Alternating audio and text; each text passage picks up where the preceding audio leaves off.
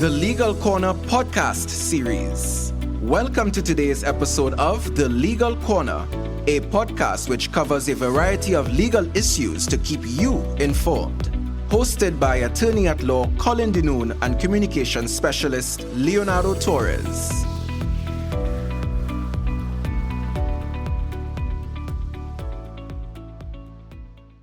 Thank you for joining us for another episode of the Legal Corner podcast series. I am your host, Colin Denoon, attorney at law, and I'm joined by my co-host, Mr. Leonardo Torres, our resident communications specialist. Good day to you, Mr. Torres. How are you? Good day, Colin. I'm very, very good. How are you doing today? I'm doing well. I'm happy to be here, and we are keeping it up with our episodes and with our guests, and it's really fun and really exciting. In today's episode, we'll be looking at the topic of marketing strategies for lawyers. Many lawyers struggle with effectively marketing their practices, especially in jurisdictions where advertising is prohibited, such as Trinidad and Tobago. This raises the all-important question of how is a lawyer supposed to get clients? Enter legal marketing. Legal marketing refers to the process by which lawyers and law firms make their brands more recognizable to persons who may potentially use their services. Joining us on the show today is Mr. Jordan Ostroff. Jordan Ostroff is the president of Legalese Marketing, a fraction CMO for the legal space. He created Legalese because he couldn't find a company to market his own firm the right way. Everything was either totally cookie cutter or a clear violation of Florida's ethics rules. Based upon the great work from the Legalese team, he is able to run that company and his firm, Jordan Law, Florida, a PI firm in Orlando, while only working 2 to 3 days a week and driving across the country with his wife and kid. So if you're a lawyer looking at how to make more money in less time and automate your firm for more consistent cases and happier clients, he wants to chat with you. Welcome to the Legal Corner, Jordan. Thank you so much for having me, guys. Very happy to Tell be us here. a bit about Legalese Marketing. Sure. So Legalese Marketing is a fractional CMO in the legal space. By that I mean we are not just a marketing vendor. Instead, we work with people from that C-level position, helping them with the right decision making. We also do a ton on the sales side, so with CRM automation, because ultimately what we found is if you don't have a consistent sales process, there's no way to really have a consistent marketing process, because if you're following up with people differently every month, or you're sending different emails, or you're checking it at different times, there's no consistency with the ads to see which ones convert the best. What challenges did you encounter when you were building this company? It's a great question, because thankfully for me, I don't have that many challenges with building Legalese because I've been through all those challenges with running Jordan Law. And so really I just look at it from the standpoint of what's the marketing company that I wish I had found, and having not found them, what's the one that I want to create and to be the one that is what a law firm. I know you've shared this story many times where you would have burnt through a lot of money in advertising before you decided to launch out on your own. Can you tell us a bit about your experience, your bad experiences? Sure. Happy to share my horror story. Hopefully it saves other people from having the same problem. So for me, I lucked out in the standpoint of I came to Orlando to go to UCF for undergrad. I stayed in Orlando to go to Barry for law school. I stayed in Orlando to be a prosecutor.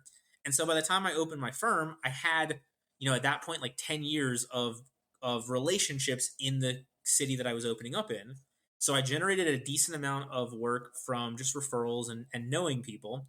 But the problem was I had no idea how to run a business. So I thought, hey, I'll hire a marketing company and I can double or triple or quadruple what I'm doing with the connections. And instead, that wasn't the case because I didn't have a good sales process, because I didn't have systems to fulfill it. So even if they were successful, I wasn't going to be able to handle the extra caseload. Unfortunately, most of them weren't successful in some manner. And so I ended up spending about $200,000 between bad marketing and buying another firm and then hiring more people to handle the cases, to find more marketing, to pay for the people, to do all this. And it was just a vicious cycle that culminated in my wife telling me she was pregnant with our kid, while both of us were working like 80-hour weeks and had no money, and thought, this is great, but then how am I going to be able to add raising a child to this whole thing? All right. So it's interesting that you would have started off by talking about, when you actually got into the practice, that you would have lacked that business knowledge and that business mind. Because a lot of attorneys, when they actually, pass out of school and they accepted by the bar and stuff like that, they kind of have to learn as they go into their business and their practice. So, what would you say are some of the things that attorneys do wrong when trying to build a practice? That's a great question. The biggest thing for me is not knowing your ideal client.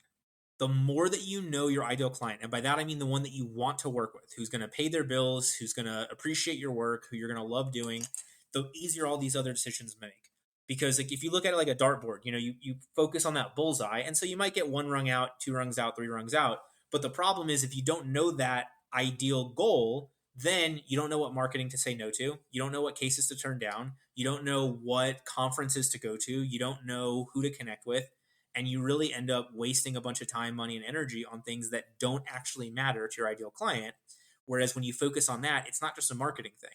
If your ideal client is a great professional who has a very specific legal need that you help with, they probably want you to be a better lawyer. They probably want to have a higher number of touch points. They probably want to be able to trust you as a go-to expert. And so from that standpoint, when it comes time for you to spend, 10 grand on whatever it is, discretionary spending, that means you probably want to go to the right conferences. You probably want to hire great customer service help. You probably want to be more active in your community. Whereas, if you just want volume, volume, volume, then you might want to spend that 10 grand on Google ads. It may be worth it for you to get the exposure better. So that might make some of those things a lot easier when it comes to that decision. But even from the standpoint of what organization to join or what event to sponsor, the more you know that ideal client, the easier it is to find the right BNI, the right chamber of commerce, sponsoring the right, fundraiser, 5K, whatever it's going to be.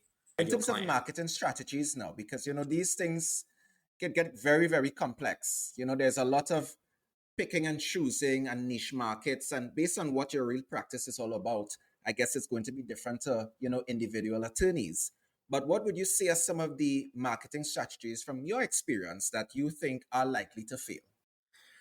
So the biggest one that we see, and again, this one won't apply to you all, is billboards. I see a lot of firms that are like, oh, the best firms have billboards. I need one. But what they don't realize is the best firms don't have one billboard. They've got 100, and they've got a call center, and they've got a great website, and they've got ads running, and they've got a great referral relationship with people. So it's this one thing that you see the billboard, you don't see everything that supports it. And so that's the biggest mistake that I see law firms making. Is like, oh, well, so-and-so's doing blank, so that must be great, as opposed to knowing, well, so-and-so's been an attorney for 20 years and they get, they're still getting 90% of their cases from referrals. They're just trying to add a little bit here with this marketing. And then therefore you end up wasting a bunch of time, money, and energy on stuff that's not going to work for you because you saw it work for somebody else, even though they had a different firm, they had a different ideal client, they had a different practice area, different geographic area. As you would have touched on, and we did confirm that, within the Trinidad context, that, attorneys are not allowed really to market. They're not allowed to do the Google ads and stuff like that. But can you think of maybe any way that attorneys, particularly Trinidadians or whoever might be listening, whether they're based in the United States or within the Caribbean context where advertising is prohibited, that maybe they can look at ways of, increasing their visibility? Is it just their location? Is it just like their branding on the outside of the building? What can you speak on to that? Sure. So look, you need to be the top of people's mind when they need legal services. If you have 5 million people that think of you second, you're only getting the cases when the first person doesn't. So you really need to look at, how do I become the number one in people's minds? So I love a lot of the stuff that Colin's doing, not just joining organizations, but actually being active in those organizations, taking a leadership role, building those connections where people can trust you to run a meeting, can trust you to host an event, whatever it is along those lines. You're building that relationship one-on-one. Then at the same time, you look at social media. How do you project the right image on social media? Because you might have, let's say, 100 referral sources. You may not have the time to connect with all of them for an hour every week, but you can post 3 to 5 times on the platforms they're on. You can tag them in the right stuff. You can share your testimonials or, whatever it is that you can ethically share in your state or your country. And you can have those extra touch points with them where they see your stuff. And then when you do lunch with them once every 3 months, or when you do that, once a year meeting at the conference, they've seen you so many other times. And then also by diving that into your ideal client, you talk about, well, where do you go? What do you do? If you're a business lawyer, you better be in the local chamber of commerce. You've got all these business owners. If you want to work with new parents doing their initial estate plan the first time they had a kid, then you want to go speak and be at the places they're going to go to. Whether that's giving a seminar at the local hospital for new parents, whether that's finding some sort of postpartum depression group that you can go and, share some insight and wisdom on, whatever it looks like along those lines. You can focus your branding efforts. You can focus your networking. You can focus your, persona building better into getting in front of the people that are going to be the exact right client with the exact right need for you. But what would you say to younger attorneys who may be struggling with their confidence? So someone may be a young solo attorney, but they may be a bit afraid to put themselves out there, be more afraid to approach new people and so on. How does a person overcome that fear? That is the difficult question. My wife talks about that I have middle-aged white guy confidence, and I don't care. My whole thing is I would rather somebody see me on social media and think that's not the right fit for me, that's not the right mindset, than book a consult and then we talk for 30 minutes or an hour, or hire us and then we're in the middle of the work, and then they realize that I'm not professional enough for them, or or I'm too young for them, or whatever it is. So I totally understand that is a tough thing that a lot of people struggle with. I don't know how to get over it, because for me, I'm like, I don't care. There's 7 billion people in the world. If you hate me because of my social media, that's fine. If you hate me because we talked at one event and I was a jerk, that's, I'm sorry, but that's fine. Like, you are more than entitled to feel the way that you want to feel. The one thing I will say from an algorithm standpoint, if you post something on social media and 500 people comment, you're an idiot, that's just as good from an algorithm standpoint as 500 people commenting, this is the most amazing thing I've seen all day. So just, keep that in mind. Obviously, I hate when I'm looking at a comment that's negative. I love when it's like, oh my God, this is great. Or, yeah, I did that last week and I got a case from it already, or, whatever it looks like along those lines.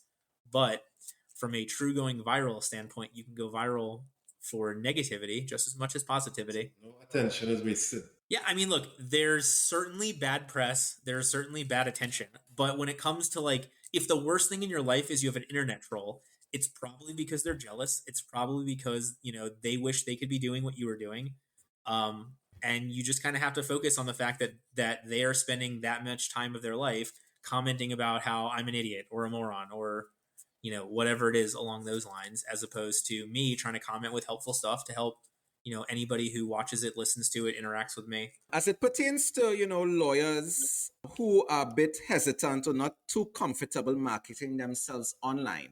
Now, as we would have established earlier, there are some jurisdictions where marketing online is prohibited. So I want you to just, take that into consideration with your response. But in terms of that hesitancy of marketing yourself online, what advice would you give to them, to those who are allowed to do that within their jurisdiction? And also, do you think that marketing yourself online is the best way to put your practice out there?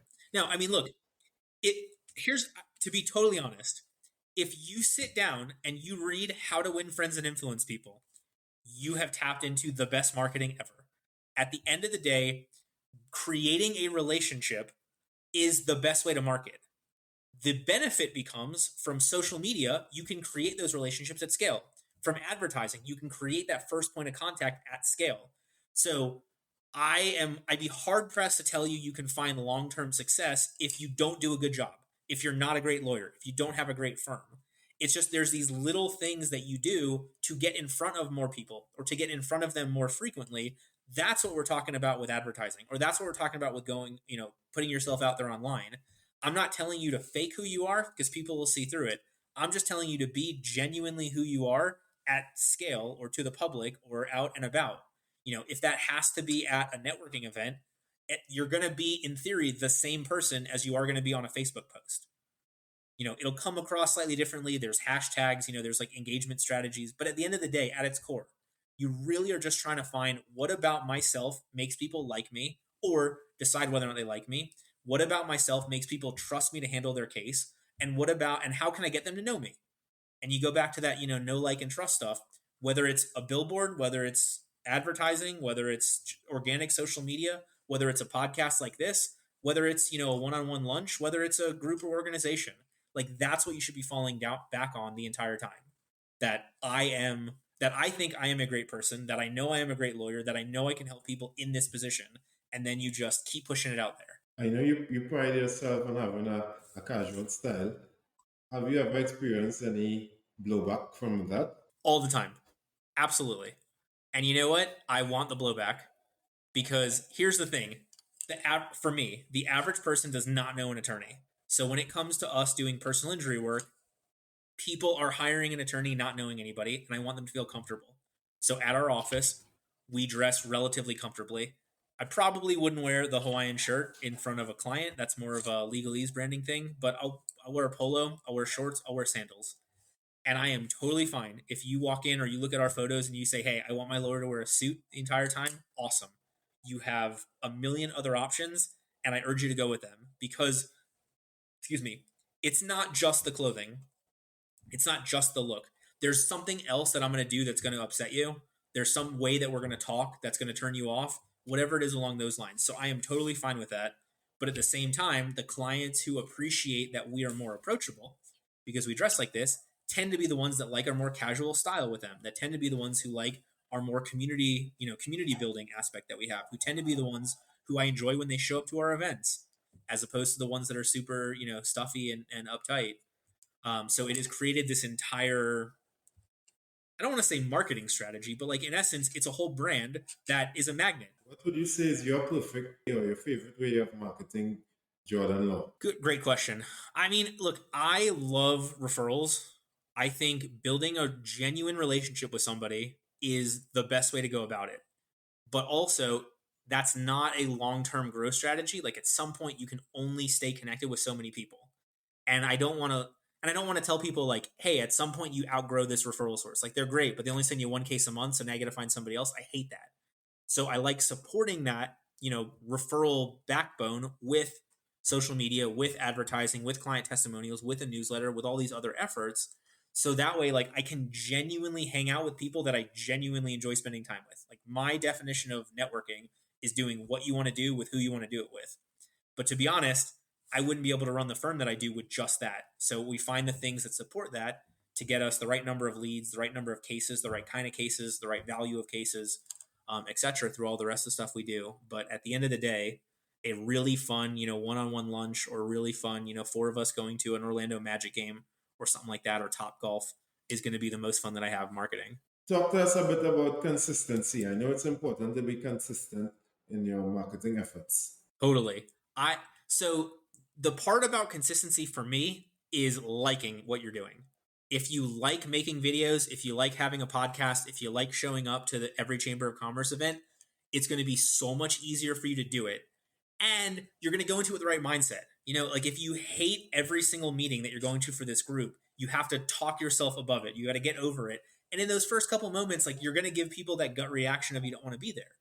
So for me, the easiest way to be consistent is find the stuff you truly like to do and commit to doing those things to grow your firm, because it's going to be easier to show up. It's going to be easier to put it in, a long day of court.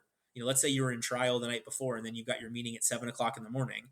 It's going to be a lot easier for you to make the commitment to show up when you enjoy it, when you like the people that are there, when you like the event, when you know you're going to have fun. So that's what I think the easiest way to be consistent with your marketing is finding the stuff that you like. And then you also need consistency from the messaging standpoint. If you are talking about being the best family law attorney, but then you're sharing all these awards you won for criminal defense, like that's not consistent from the client's perspective. So you've got to look at that consistency both ways, is not only where you show up, but how you show up. How important is it to establish designated practice areas when seeking to build a practice as opposed to being a generalist? So I have a different take on this. I think most people, if you ask this question, would say you need to focus on a specific practice area. Instead, what I will tell you is you need to niche down. Most of the time, you niche down to a specific kind of person with a specific kind of legal need. But I am okay with you niching down. I am okay that there are situations where you'll niche down to like a business lawyer in a specific industry who's going to have some sort of real estate component, who's going to have some sort of criminal component, who's going to have some sort of regulatory component, whatever it looks like along those lines. So I really want to push you to find your niche more so than just pushing you to finding a specific practice area. It will usually force you into similar types of cases, which will be a consistent practice area, but I'm more concerned about that niche part than I am about saying just be a family law attorney or a criminal defense attorney or a DUI attorney. That stuff I don't think is going to get you in the right place. So there's really a linkage between the ideal client on one hand and having that niche practice area that you will be developing. To some extent, I mean, look, there are rural areas where you need to take any case that comes in the door because you're the only lawyer in 50 miles. And I'm sure COVID and going virtual has changed some of that. But in that situation, I'm okay with that as long as you are still niche to your geographic area, that you are, the attorney in this town, that you are the, this community's go-to lawyer. And you probably then need to co-counsel some stuff. You probably need to bring in some other lawyers to handle the stuff that you don't understand. Or the novel things. But in that case, you found a niche. So for most of the time, that niche is going to include a practice area, but not every time. And I'd rather you focus on the niche first, which gets you into a specific practice area, than focus on the practice area and then try to figure out where you actually fit in that marketplace. Because in the States, we've got 1.3 million attorneys, over 400,000 firms. You're not going to tell me you're going to be the only one that handles this kind of case. But you might be the only one that handles this case in this area, in this way for these kind of people. And that's where you'll develop that success. As we are getting ready to wrap up, Leonardo, do you have anything else you wanted to ask Jordan? I just wanted to find out, in terms of, top tier ways of really getting out there. Jordan, based on your experience, right, do you think that attorneys, it's quite common to see, attorneys appearing on news interviews or having their columns, and then we touched on earlier talking about if your practice is based within the realm of business, you would have yourself going to the chamber conferences and stuff like that. But do you think that having those in-person marketing strategy versus one that is more based within the realm of media, like an interview or column in the newspaper, which one do you think, based on your experience, kind of gets a better response for that attorney? So I want to flip your question a little bit. So in essence, when it comes to marketing, really, you have three different buckets. You have awareness, you have consideration, and you have intent. So awareness is people need to know about you. They need to be aware of you first. Then there's going to be some amount of them considering whether or not to go forward with you, and they have to have the intent to have that need. So when it comes to, being on the news, or when it comes to writing an article in the paper or having a radio show, that helps you from an awareness standpoint, and it might help you from a consideration standpoint. But from that intent component, they're still going to need to have a conversation with somebody at your firm. They're still going to need to see a contract, get pricing, whatever it looks like. So you need to have the ability to either have those conversations, the consultation, the sales call, whatever you want to call it, or hire somebody who does a great job. Because no matter if everybody knows you, but then they get into that one-on-one meeting and you're terrible with it, or you're unprepared, or you don't show up on time, or whatever it looks like, you're going to turn those people off at the exact last moment. However, the flip side of that is you might be the best one-on-one consultation attorney ever. You might be the best go-to lawyer. But if nobody knows about you, nobody has the opportunity to consider you, none of that stuff matters. So you really have to figure out this entire ideal client journey of how are they going to find an attorney? How are they going to think about an attorney? What are they going to do to find one when they need one? And then how do you get there? And then what do you tell them to make sure that they consider you? And then how do you get them to do a consult? What do you do at the consult? What do you do after the consult? And then after all of those things, then it comes back to how do I actually handle their case? How do I actually be the lawyer that they need me to be? But that becomes, the 10th thing that the client's going to consider when it comes to who they're going to hire. This has been a great discussion, Jordan. I just want to give you an opportunity to give any final words that you want our listeners out there to keep in mind concerning marketing strategies. I'm going to go back to the more that you know. I have never talked to a lawyer that had a very great rundown of their ideal client, where they were in the day, what they were thinking about, what their big concerns were, what their major issues were going to be. I've never talked to an attorney that could answer those questions really well who wasn't successful. And so that's where it goes back to, because that becomes a lot easier for you to figure out who to network with. It becomes easier for you to figure out what events to go to. It makes it easier for you to figure out, what you want your office to look like, or how you want to have a conversation with clients, or what you want your letterhead to look like, or your name or your logo, or whatever it looks like. All of those decisions can be made easier if you really think about, what does my ideal client want from me, as long as it's genuine, as long as it's ethical, as long as, there's always going to be some sort of crazy guarantee that we can't give. But to the extent that we have that opportunity, being intentional about it to that ideal client. I really like that today's discussion, touched on so much different things, and we didn't talk about it too much in a context where, for attorneys who are not allowed to advertise, I like that we touched on so much different things, and I really like that, you would have mentioned, appearing at those conferences, having those one-on-one connections with your clients. And I think it's going to be very, very helpful for current attorneys, upcoming ones, and, even those who might be just thinking about, I think I want to get into this, but how am I going to connect the dots? Because I'm a bit shy. I'm not really all that, out there as a person. And I really liked that you were able to touch on so much different elements of marketing that didn't really only included, just social media or stuff like that. And I think it would be very, very helpful to all of our listeners. So a lot of times we talk about like the introvert versus the extrovert, right? And so in theory, we think that the extrovert loves getting out there and doing all these chats, whatever.